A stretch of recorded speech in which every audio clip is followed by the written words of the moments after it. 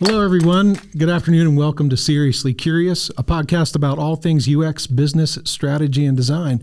I'm your host, Chris Rockwell. I'm founder and president of human experience firm Lextant. And today I'm super excited to be joined by industry legends Marty Gage and Spencer Merle. They're authors of User Experience Research, Discover What Your Customers Really Want. And today we'll get a chance to hear more about their journey and their unique approaches to understanding and measuring desired experiences. So let's get into it. Marty and Spencer, welcome. Thanks, Chris. All right, so Marty, let's start with you. Tell me a little bit about yourself and how you got here. All right. Well, I grew up in Little Rock, Arkansas, and I went to college there, and I was taking psychology. I saw on the back of the book that you could become a human factor psychologist and make things easy to use, and I decided that's what I was going to devote my life to. And I wound up at one of the leading design firms in the U.S. during the 80s and 90s, Fitch, Richardson Smith, and that's where I met Spencer and set out to figure out how to make the first step in design thinking, get it right every time, even before it was called design thinking. Yeah, you guys are doing some amazing, innovative work at Fitch. Spencer, you were there at Fitch too. Tell us how you got there. I wanted a job that I could make a living drawing stuff.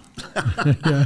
And it took me a while to find, I went to architecture school. It took me a while to find industrial design. And then I went to work at Fitch, Richardson Smith, which was the hot place. Mm-hmm. They had people like Liz Sanders, right. Marty, a lot of research. And I found while I was there doing projects that I always got better results if I had some deep insight to users. Mm-hmm. So I kind of got hooked on needing that thing to get me started. Then, when Marty came, he was such a lovable goofball that we formed a friendship, and then we just started trying to solve the problem.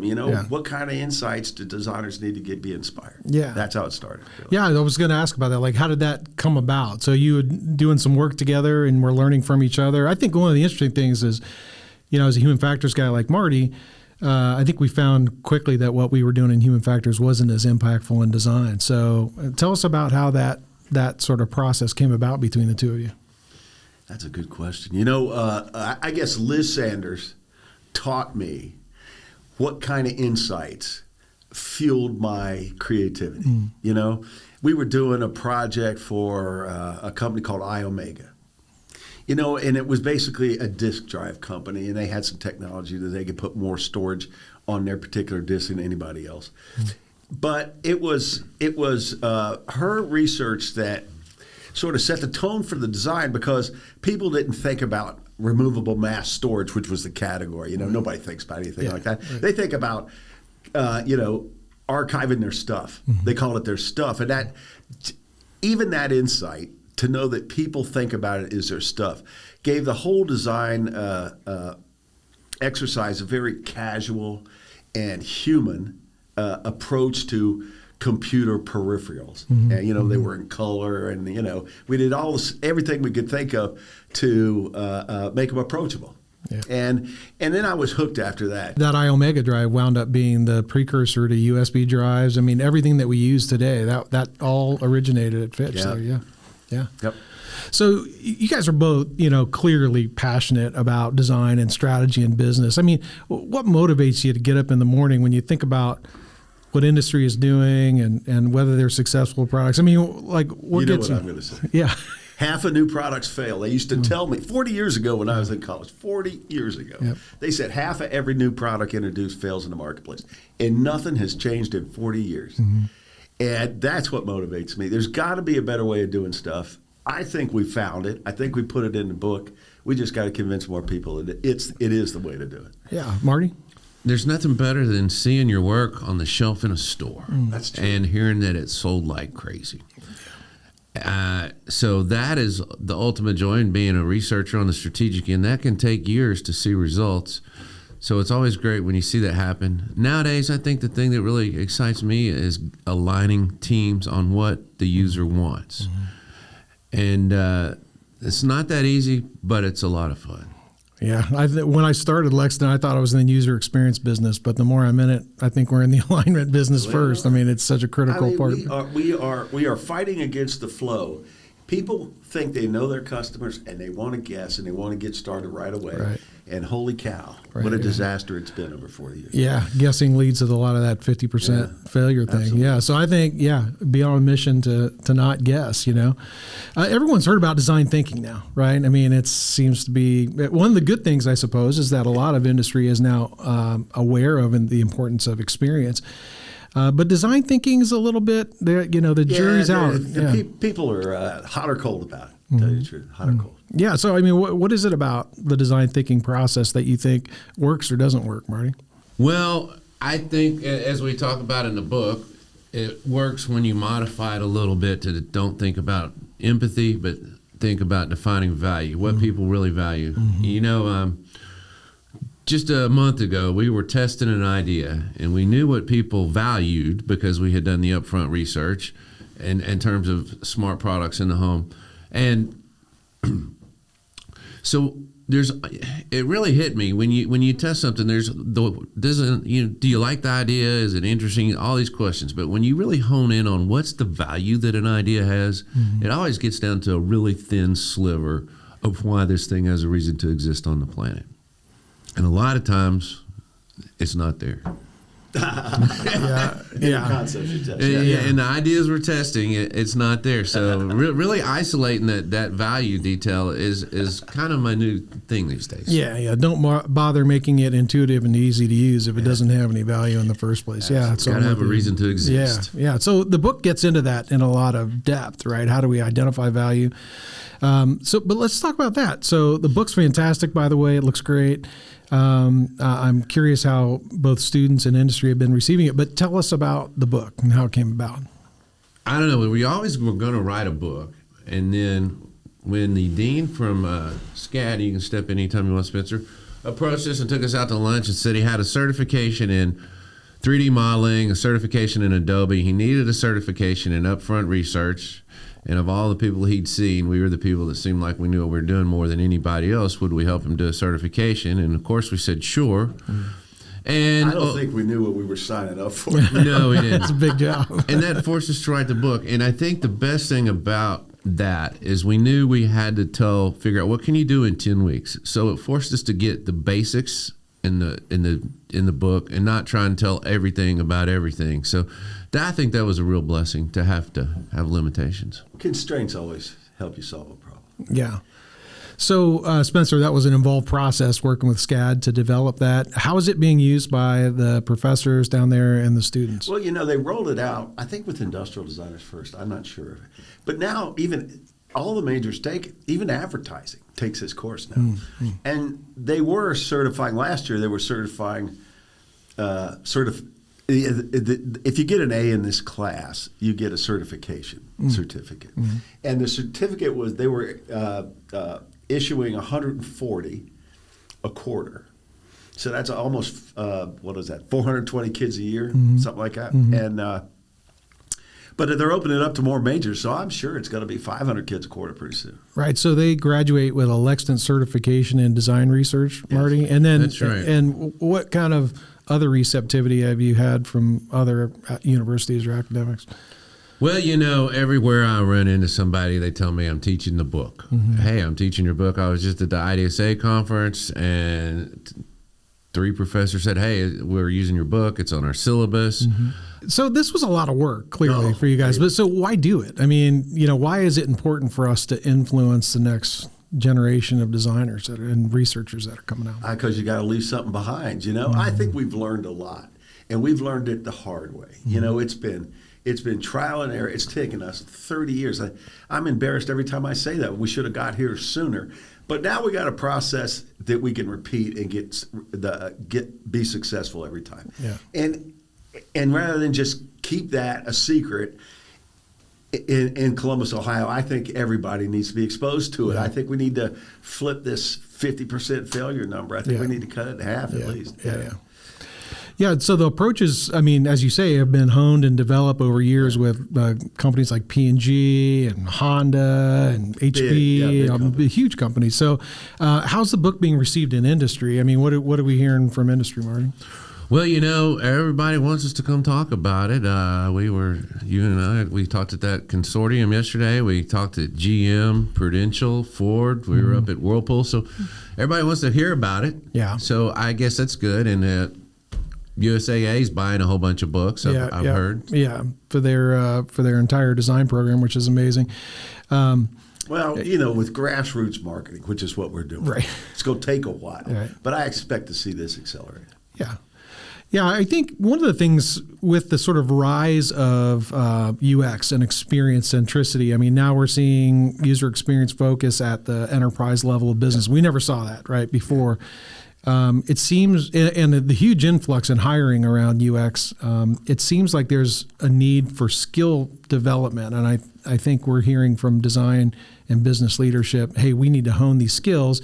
And so I think they're looking to the book and to, folks like yourselves to help them figure out how to really help these newly minted UX folks, get the latest and greatest in how to do this kind of work.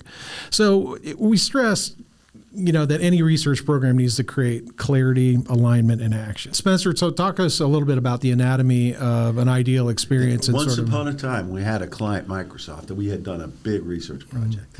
And we had all our key insights up on the wall. And he goes, how do you organize these? What are these insights called? And we were we were sure, yeah. And then we had to write an article for ID Magazine. I think it was called ID Magazine at the time. And I remember you saying, what are we going to call these insights? And I just pulled it out of my butt right there on the spot. But it made all the sense in the world. At the heart of an experience is an emotion. And that's what defines an experience. You're either going to feel great or you're going to feel like a dumbass, after you use something. And that's the thing you're going to remember. So at the heart of an experience is an emotion.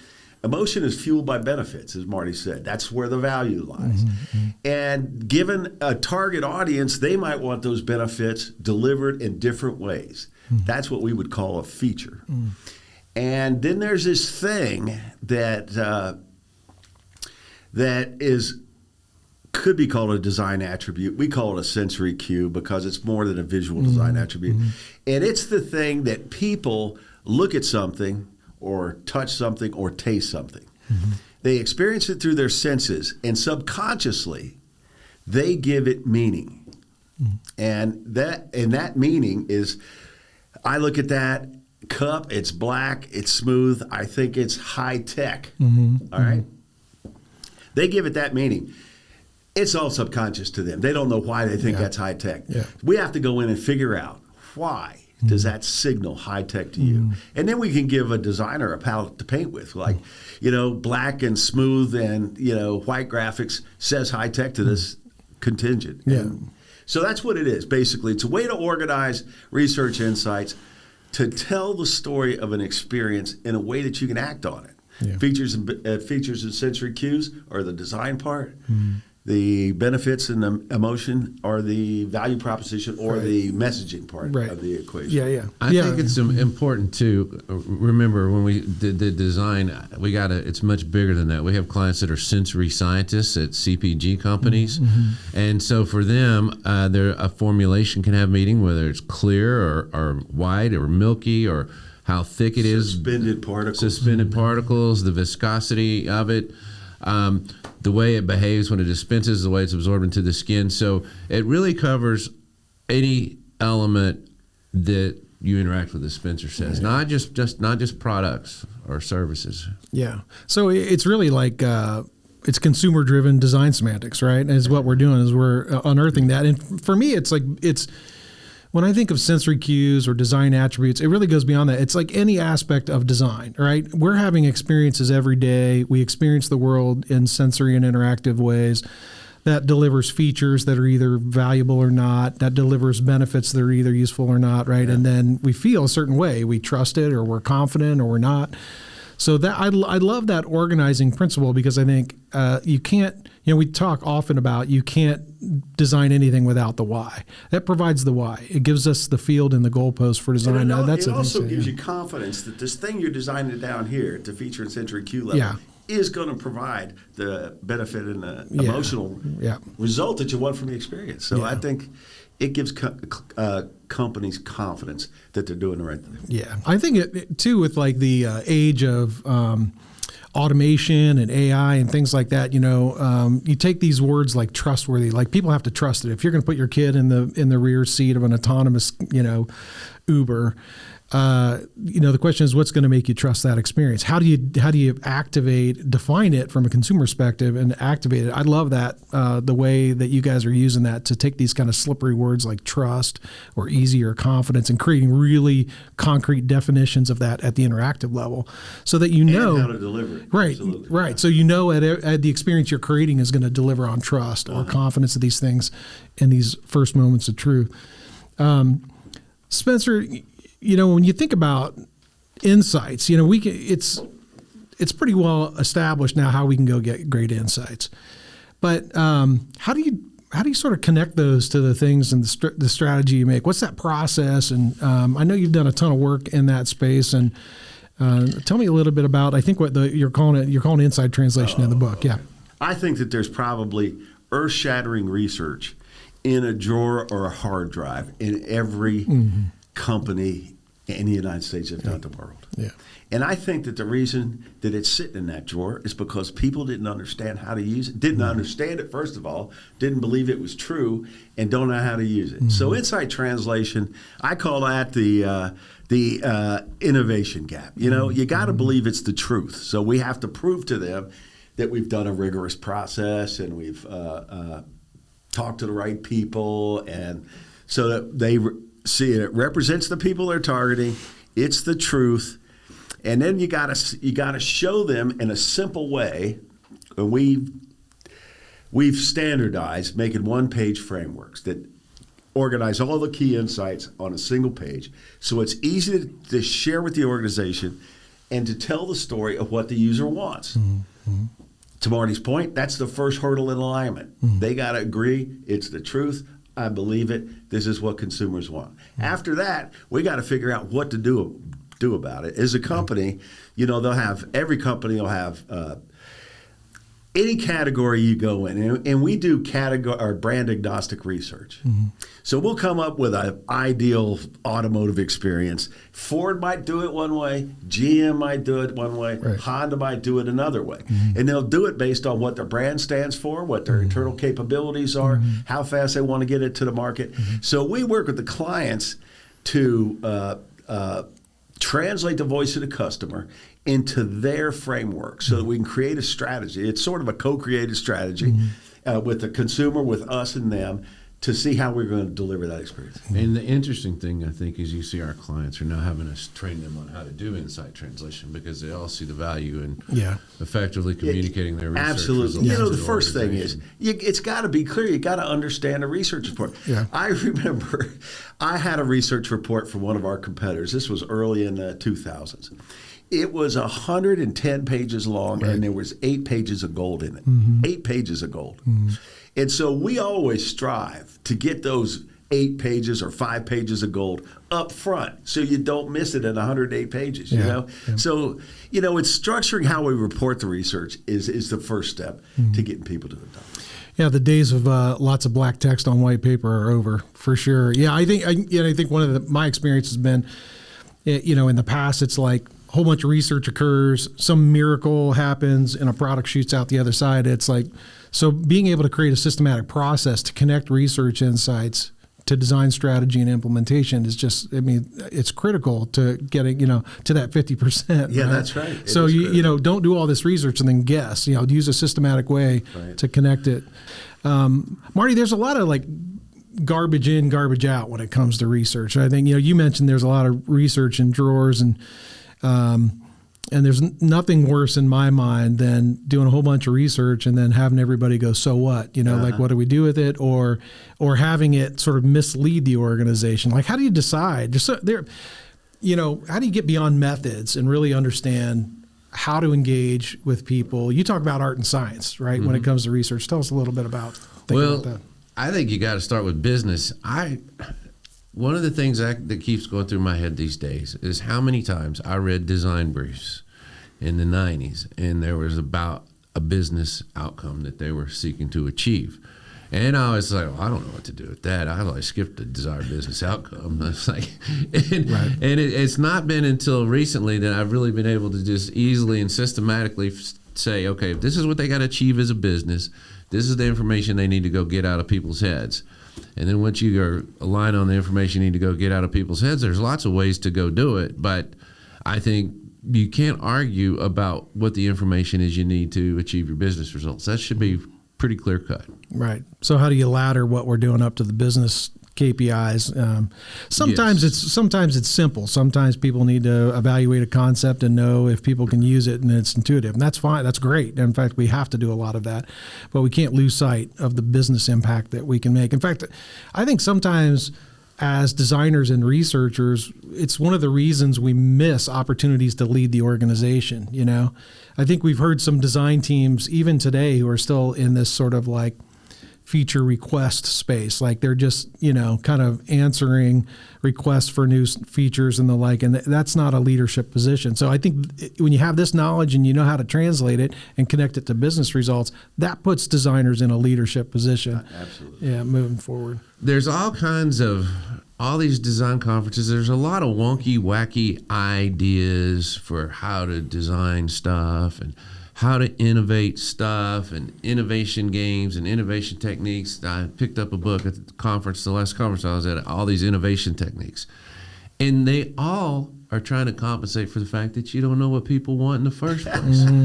All of these bazillion of techniques, guessing acrobats. I just feel like they would all just fall to the wayside if you had a clear understanding of the experiences people desire and what needs to happen to make them feel that way. Yeah, creativity isn't the problem, right? It's you know, I think these companies that we're working with, they can invent anything. I mean, they're amazing with technology. It's a matter of understanding what problem to go solve or what the opportunity looks like, and then being able to harness and channel all that. So you're absolutely right about that.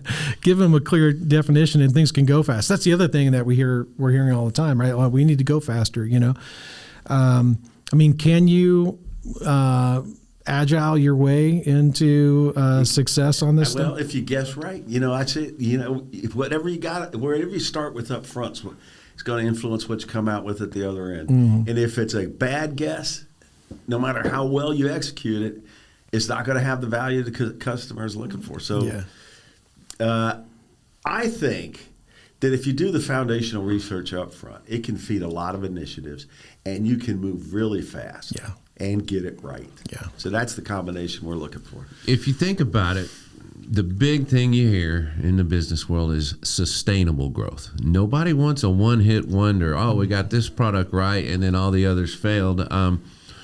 So if you agile, which is you guess, test, you guessed, ideate, test, fail, and you fail until you get it right. Even if you get it right after 5 tries, there's no guarantee you're going to have sustainable growth because you don't know why you got it right that one time and how to repeat that success over and over. Yeah. That's the problem with A/B testing. I mean, it's to me, it's like fast food. It's like, big data is attractive, makes you feel good in the short term, but eventually you pay for it, right? Eventually you're down the road in the wrong direction.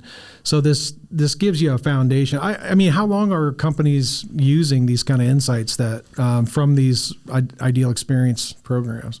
Well, I think the longest we've heard was 17 years. I remember that Carhartt built these 6 feet tall personas for Carhartt, and they used those for 15 years. I still think they're up in their offices there. So. Yeah, so I think you got to think about this. It's not initiative based. It's more of a strategic foundation for a sustainable growth future. Yeah, I think about that Head and Shoulders program, because I worked on that with you. I remember being in Mexico and like looking at mustard and mayonnaise in people's hands and trying to get a sense for, is that the right sensory experience? I remember that. But that was transformative for me because at the time Head and Shoulders was an $800 million brand or something like that, and they were able to completely redesign. And the big aha for me was that when people use anti-dandruff shampoo, they were reminded that their head was sick. Right, it was, and it was even designed to look like medicine initially. Yeah, it's a green goo in a white and blue bottle, right? It's a beauty product. Yeah, now. So people would hide it and things like that. But now it's the biggest hair brand in the world. Shampoo brand. Yeah, in the world, and it's beautiful. And So it's That was amazing our how first- impactful. Our first multi-sensory stimulus kit. Too. Yeah. That's It's when we amazing. first started really exploring with that stuff. I think the other thing we got to say about Agile is that everybody assumes they're going to get it right the first time. Mm-hmm. That somehow fast and success have become synonymous, and Yeah. they're not. Yeah. It's about failing fast, not getting it right on the first try. Yeah. And then you look at the cost benefit analysis that ConAgra did on us when they compared the amount of time and money they spent redoing the Banquet brand versus the Marie Callender's brand, which was way more SKUs. And they found that when they used the approach that we use versus the guess at it, mock up a whole frozen food aisle, eye tracking test it, not like the results and do it again, that they did it in, it was half the time and a third less money, I believe. So it's faster and cheaper to do this. Yeah. And it also worked in the marketplace. Let's don't forget that they had 30% growth. So there Right. was it worked. Yeah. And the strategic leadership team was making decisions in 2 hours, and before it was taking them 2 weeks or something like that, right? It was. We had alignment in 37 minutes Right. on Marie Callender's with the senior leadership. So this is the key to going fast, Tell us how this is being used for future mobility. It's a big place that we're playing in right now when it comes to, the future of autonomous and smart and connected, electrified kind of experiences, smart cities. You can use this, kind of idea for anything, right? You can use it for anything. Yeah, we've done it for buildings. We've done it for food. We've done it for spaces, you name it. In terms of mobility, the first thing that would come to mind would be Dodge Ram. We figured out what the ideal towing and hauling experience was, and that served as their foundation for innovation for multiple years. And then they came back when it was time to figure out how to make an electric Ram truck. And how do you make an electric Ram truck that's a better truck than a combustion truck? So that's the first one that comes to mind. I don't know. What you got any thoughts, Spencer? Luxury, I think, was interesting. Though I think that's one of those slippery words. Well, we're going to make it luxurious. All right, what does that mean? So being able to develop a consumer definition of a luxury and connect that to high technology, I thought was really powerful. Yeah. That was really cool. I thought the way you can connect why luxury matters outside of the automotive category at the life level, all the way down to how you make it a great experience in the information and controls within your vehicle. Yeah. Connectedness is another one of those throwaway words. We're going to, and that's everywhere, we're going to make a connected product. Well, what does that mean? So the idea of what is connected and what, where's the value in that sort of software, hardware combined journey, When we made that SMART model 5 years ago, and it still holds true, and it was a synthesis of all the things the way a user described SMART and what people wanted. And the one bucket connected, when we first made it, I thought, oh, yeah, that's boring. That's sure, it should Bluetooth to this and Bluetooth to that. But now it's not about connected. It's about seamless. And seamless is the hardest thing to get right because it shows every time there's no alignment in an organization, it comes out as an unseamless experience for the user. Yeah, you can see where all the lines are drawn in the organization, right? So, Marty, you talk about business results, and there's a lot of customer satisfaction measurement happening out there, right? It's CSAT and Net Promoter Score and things like that. JD Power, how does this impact measurement? Well, I'm gonna defer to one of my clients, Sogra from HP, and she has really studied this in great detail. And she and I presented on this back in the summer at the User Experience Professionals Association. And she's measured all this, and she has found that the stuff in these desired experiences will predict NPS scores. And if you follow these metrics, these experience metrics, when you measure the ideas based on what people want, you'll have high NPS scores. And if you ignore them, you're going to wind up in tiger teams and war rooms trying to fix stuff. The other thing that I thought interesting that she's found is this also highly correlates with click data. So you will see when somebody is, the holy grail to create an account or to sign up for a subscription, when they fall off, right? When they fall off, you can take that straight back to the experience metrics, and it'll show you what you didn't do and why they fell off and quit clicking for you. So when we talk about experience metrics, Spencer, I mean, we talk about the ideal experience framework, right? If that's what if you know that that's what people seek, that's the value that they seek, then don't measure satisfaction. That's right. That's right.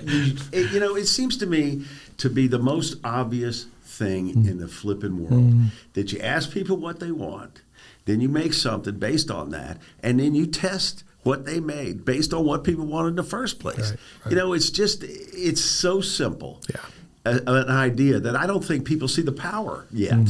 But as Marty pointed out, the people that are pursuing it actually can improve their performance as an organization. Yeah, so if you take something like satisfaction, it's not like if you have a low satisfaction score or net promoter score, let's take that one. I hear this one a lot. Like, okay, well, we scored 40 on net promoter score, but we want to be a 70. It's like, okay, well, how do you do now that? What? Yeah. To your point, Marty, it's not diagnostic, right? You don't know where in the experience to go, change things.